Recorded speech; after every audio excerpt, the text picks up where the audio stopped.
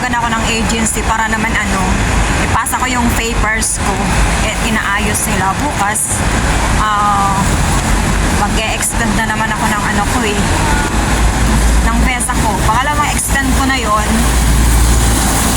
So, natapos ko na yung 14 days visa. Nakapag-extend na rin ako ng 7 days. So, bukas, baka mag-extend naman ako ng another 5 days.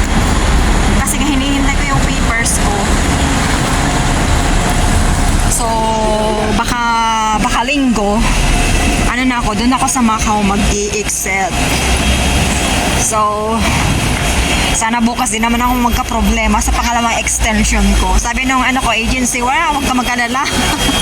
Hindi, marami naman akong papers na ipapasa. Para naman valid yung reasons, di ba? Talang ayaw ko naman kahit paano, ayaw ko naman magka-problema ako. Ay, stop na pala. Hintayin ko lang itong mabunggo tayo. Sayang damit natin, di ba?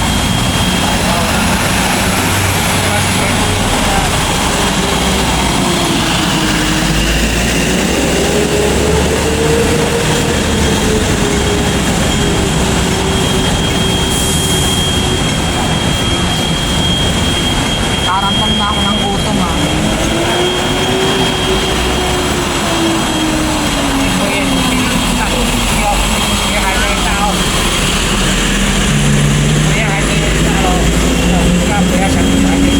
Dito talaga minsan, hindi inaasahan yung mga pasaway na kahit sa Pinas. Pero pag matatanda lang, okay lang.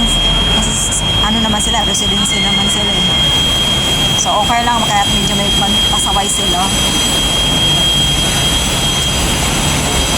Pero kung na rin,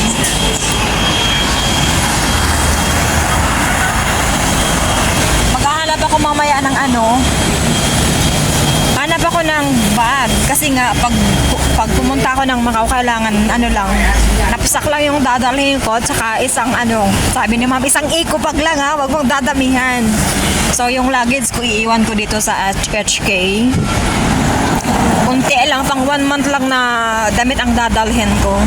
Tapos, syempre, allowance. Doon naman kasi, libre naman yung namin, accommodation, kasi sa agency naman yun.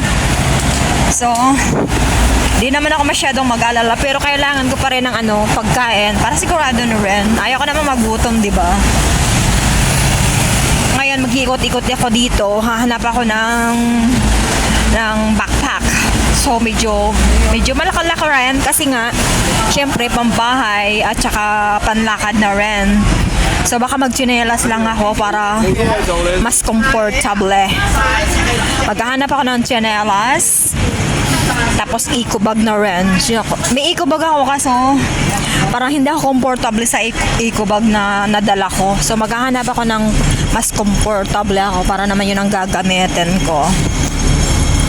Ayun guys, bumili ako ng pang-topper ko jacket. Para naman hindi naman ako masyadong lamigin. May mga jacket na ako kaso syempre maiba naman.